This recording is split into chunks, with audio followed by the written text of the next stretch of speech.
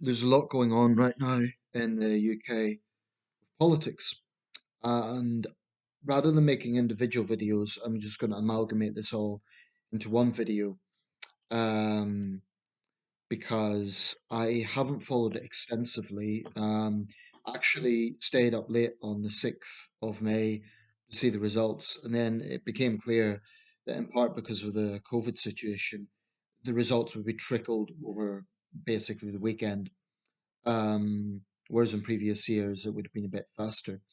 So I didn't watch all of that extensively. I kind of kept an eye. I was particularly interested in two things in Scotland and the London Mayoral race. The whole Labour Tory contest in England, I'm interested in it and it's significant, but I'm more interested in London and Scotland and for particularly also here in Sunderland. London because the office of Mayor of London is the person who has that as a single biggest personal mandate in the country. And Scotland because the SNP is going to push for another referendum. I have a lot of thoughts on that, as you would imagine, but I'll come to that in a minute. First of all, London. Sadiq Khan's being re-elected. I won't quote the exact figure that I've just heard it on the BBC update, but it was quite close. And Sean Bailey apparently done better than people expected. Now, I've got a Tory friend in London who preferred Bailey, obviously, but he said that Bailey ran a rather lax campaign, or rather, his party wasn't really fully putting energy behind him.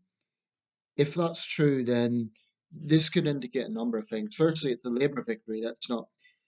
There's no deny that Sadiq Khan has won re-election. So clearly enough Londoners have confidence in him to send him back to City Hall. But it was close. I think it's the closest London mayoral election, um, certainly in recent years. So, that would should raise some alarm bells for Labour because London is actually a Labour city.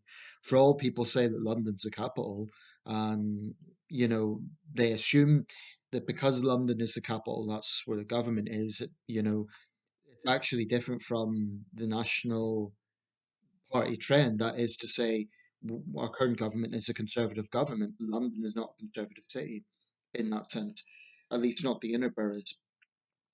Um, I looked briefly at Sean Bailey's policies, some of them. He had very optimistic notes. From what I could tell, he came across as energetic and positive, but for whatever reason, his campaign didn't get the full way. I think he'd done better than Zach Goldsmith in 20 would have been 2016, but um, really not enough. So for the Tories, they need to look at what could they have done more to just get their man over the threshold. And for Labour, why was it so close? I think one reason is that under Khan has been a divisive mayor. A lot of people associate rightly or wrongly a rise in crime and the breakdown in society with his mayoralty. Now, there's always been riots in London, there's always been unrest in London on some level. It's a capital city, it will always attract that. But for me, a big thing is crime, and that is something that I would definitely be prioritizing in the capital. I'm not saying it's the only issue, but it's something that people do associate London with knife crime. I mean, London, it has to be said, is far, far safer than many big cities around the world.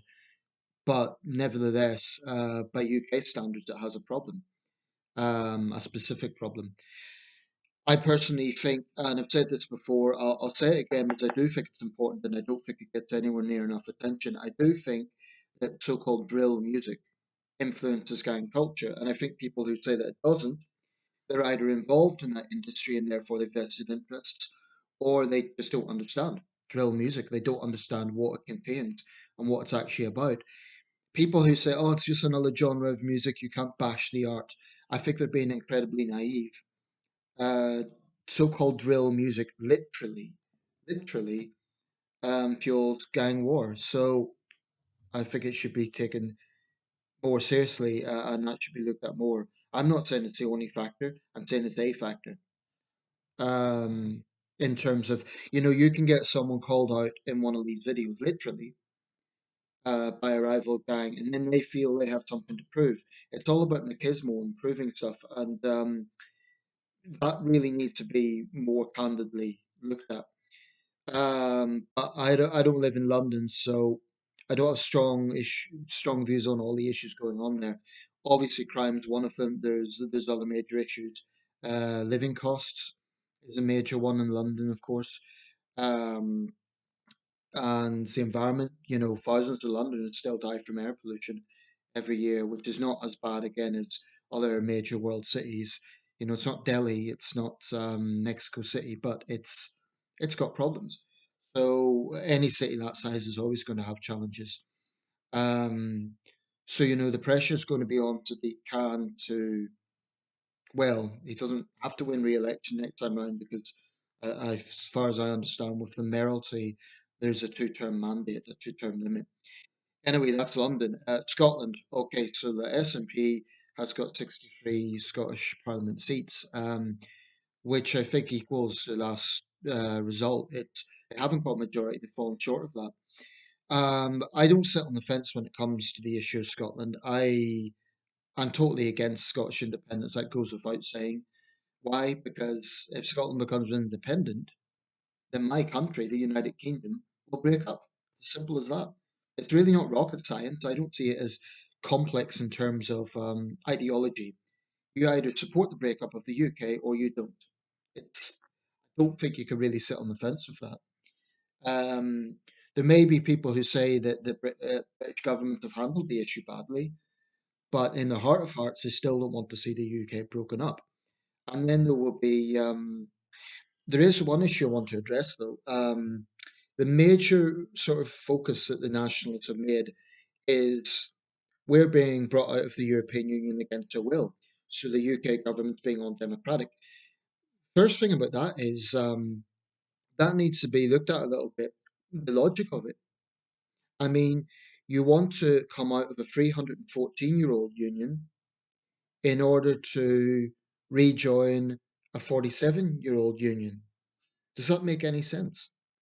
So the logic of we want independence so we can join the EU, which, let's face it, is a very concentrated, focused bureaucracy of nations. And one of the major arguments of leavers, and it's something I'm not totally unsympathetic to, is that there is a faction of the EU that wants a federal project of a EU superstate.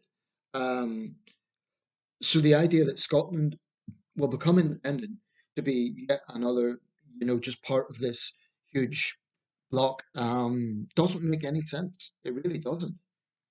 I do think there are anti-English sentiments in Scottish nationalism. Nicola Sturgeon, Nicola Sturgeon is a very skilled politician. What I mean by that is she will use the right language. She'll say, "Oh, we want friendship with our English neighbours, and they will always be our neighbours," and she'll hit the right notes. But I am adamant that underneath that polite veneer of Scottish nationalism, there is a very unpleasant jingoism, particularly aimed at England. I say an unpleasant jingoism. I'm not talking about towards other countries, but there is anti-English sentiments within Scottish nationalism, and they're misplaced sentiments. Because one of the big claims that Scottish nationalists always make is Scotland was subjugated, it was dragged into the Union. That is not true. Look at the time and context 1707. This was a time when there was no concept of human rights or the Geneva Convention or anything like that. Scotland joined the Union peacefully. There may have been some unrest, some riots, but largely it was blood free. Now, look at it this way, how many other countries in the world are formed without bloodshed? So that is a remarkable thing that this United Kingdom formed pretty much free from bloodshed. Like I say, there may have been some riots around the Acts of Union, but it was restricted to rioting and unrest to those who dissented. There was not wide scale bloodshed. So the foundations of this United Kingdom were, in that context, comparatively very peaceful. And it's also worth noting that it was an act of union, not an act of union. So it wasn't the English Parliament imposing on Scotland.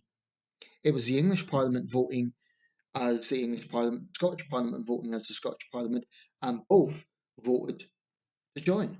Remember, and again, this is something Scottish nationalists won't admit, or they'll be reluctant to talk about, but the Darian Scheme was a Scottish venture. It was kind of an attempt at a Scottish empire, essentially, and it was a miserable failure. This was in the 1690s, just before the Act of Union. So Scotland realised that economically and logistically it would make more sense to join with England. This was the age of discovery, or actually getting into the age of enlightenment. So, this is what really, really frustrates me about Scottish nationalism. It distorts, it paints this romanticised picture of an independent Scotland. It distorts the situation to really paint this picture of, oh, the English subjugation. We've been bullied for years by the English. There will be many Scots who don't like Tory rule. You know what? There's many English who don't like Tory rule either. In a democracy, you don't always get exactly what you want. I voted, and then I don't get the result I like to see. That's democracy. Um, so ultimately, Boris Johnson is Prime Minister of the United Kingdom of Great Britain and Northern Ireland. I'm a realist. There will be heavy calls, maybe even from some people who voted better together in 2014 for another referendum. So politically, it will be difficult for him because I think he'd be within his legal rights to refuse one. But, politically in Scotland, that would just make him look like the villain. But here's the thing, it's 7 years, just 7 years since the last referendum. There were 41 years between the two EU referendums, 1975, 2016. So, are the Nationals going to keep pushing for referendums until they get what they want? And, with that, causing so much division and bitterness? Because referendums, we should know by now, are not good for society. They cause division, they cause animosity, they split families. I think referendums, if anything, they have shown in this country to be a very negative thing. You might argue it presents a democratic mandate, but if it's close, you end up with I don't really think it solves anything in terms of, and I think it's very, in terms of unifying society, because, referendums, unless they have a very, very thumping victory, and you have the losing side will be aggrieved and they'll want to run it again. Um, there are some hardcore Remainers in the EU sense wanting another referendum in the EU. Now, I voted Remain. I'm against that because I don't think we need another referendum. I think that whatever goes wrong with Brexit and can be clearly blamed on Brexit, Brexiteers need to take responsibility. They can't blame everything on the EU and Remainers. They need to take some responsibility and accept that's what they voted for. But I'm also, I don't think there should be another EU referendum, certainly not anytime soon. And the same for Scotland. I just think referendums are by nature divisive. But I'm also a realist, and in the case of Scotland, unfortunately, it might be inevitable. It might be that Boris Johnson would be smart to uh, form a strategy in which the Union side can win. But that won't be easy, and it might be closer than it was in 2014. Although I keep making the point that more Scots voted to stay in the UK, excuse me, in 2014 than Scots who voted to stay in the EU in 2016. It's just a fact. You can check the data if you don't believe me. That's a fact, and it's something that I don't think is raised enough because the Nationalists really like to talk about this issue of democratic mandate, but they never respected the results of 2014. They, the more obnoxious nationalists came out with things like pardon Tories and they're traitors to Scotland because they wanted to stay in the UK. Um, and the more polite nationalists say, oh, well, it's just because they were misled. They thought, this was based on speculation of a future EU referendum. I don't buy that. I don't buy this idea that the Scots voted to stay in the UK because they were kind of anticipating the vague idea there might be an EU referendum. Oh, would have voted differently. People do change their minds, but I don't think those who have changed their minds are that substantial.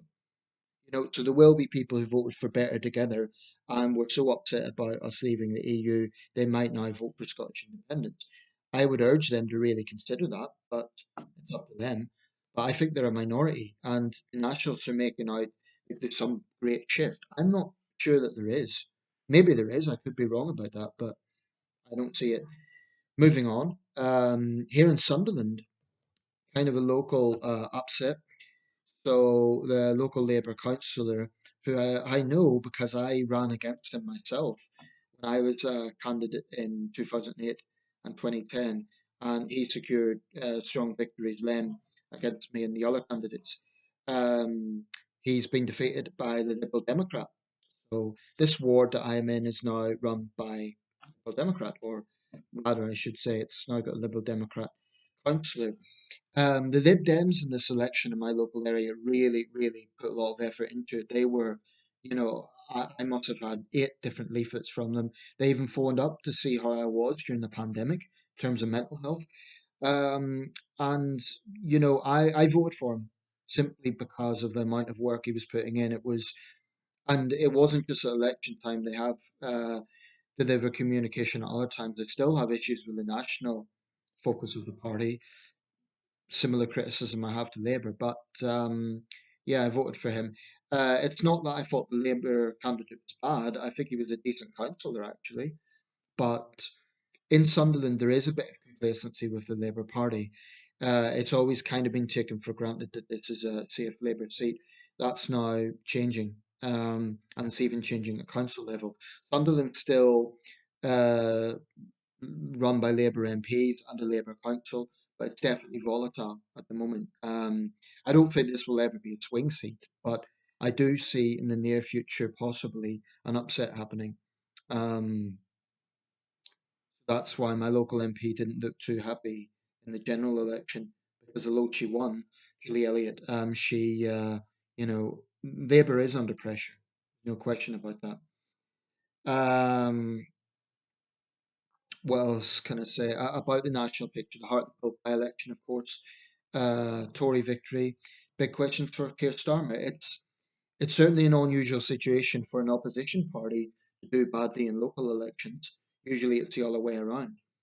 So, um, a lot of people will be looking into what has Starmer done wrong as leader. Why is he not inspiring? Is it this red wall theory that the Tories have just smashed? Is it enthusiasm for Boris Johnson's Tories, or is it more disillusion with Labour? That's the question. I've long believed that the Labour Party has a serious identity crisis. You ask a Labour voter what do they want, you'll get a dozen different answers. This is the problem with the Labour Party. It's almost too good for its own sake. It's got huge membership. So people say the Labour Party no longer speaks for working people. Well, you need to put a bit more meat to that. What does that really mean? Does it mean that Labour is too dominated by people who are rightly or wrongly seen as metropolitan liberal elites? Um, some say if someone like Dan Jarvis was leader, it would be more, close to home. It would be more northern. I'm not so sure that that's necessarily going to make a lot of difference. I focus more on the politics of a leader, not where he or she is from. Um, and I think Starmer is not Corbyn. I don't think he's has for want of a better term, negative an image, negative a brand as Corbyn, in terms of the wider electorate. But clearly he is not picking up enthusiasm. He's capable. He shouldn't be written off, but he's not. He's not inspiring enthusiasm. That's quite clear. My own issue with Starmer is probably nothing to do with the way these results have gone. I personally think he's utterly failed to show backbone, frankly, on issues like the Batley School protest. He should have, as a leader of a major political party aspiring to be Prime Minister, have had a stance on that. He should have come out. I think he should have defended the teacher, but he should have said something. There was silence. Now, I have a big problem with that. because I think that's Starmer or his team just choosing not to take on a difficult subject. And this is something the Labour Party has long been guilty of, kind of appeasing taboo issues. I mean, with the grooming gangs that have really affected Northern England, towns in Northern England, that was something that did not show Labour in a good light. And it's areas like that Starmer needs to take seriously. He's failed to reinstate Sir Trevor Phillips, who was expelled for the most absurd reasons. So I don't think that Mr. Starmer is far left, but I do think he is pandering to wokeism, and I think that's a problem. I saw a meme earlier which showed it was kind of crude, but it shows the way people are thinking about this. So Boris Johnson with Starmer and Rayner on Leeds, basically, put it bluntly, from their taking the knee stance. Now, that taking the knee thing was ridiculous. He could have made a stance broadly supportive of Black Lives Matter aims or something like that, but to take the knee was pointless gesturing, and it really, I think, in retrospect, that's something he shouldn't have done. He set himself up to a trap by doing that, because if you pander to a particular movement, then you're answerable to them, really. So I think that was a very big mistake for Starmer to do that. But like I say, he's not stupid, and I think he's a capable politician. But those are areas that I'm not happy about. I think he needs to show more backbone on some important issues. I wouldn't necessarily agree with that landlord who was having a go at him for not holding the government to account.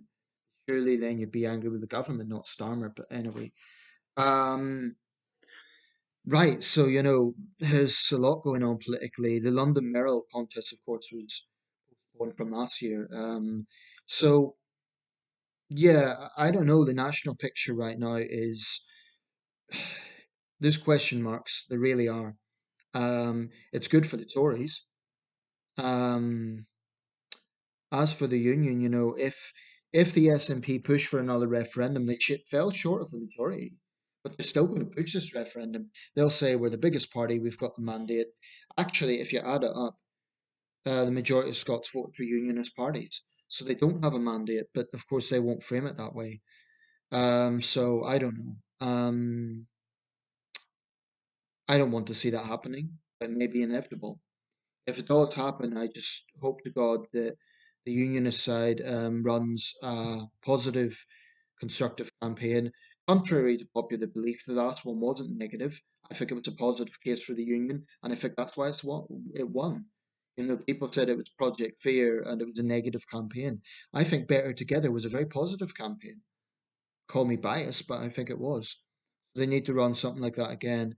Um, and the difficulty for unionist parties is they need to work together because they've got a vested interest in keeping the union together, but not work so closely together that it looks like they are just out to get the SNP for the sake of it.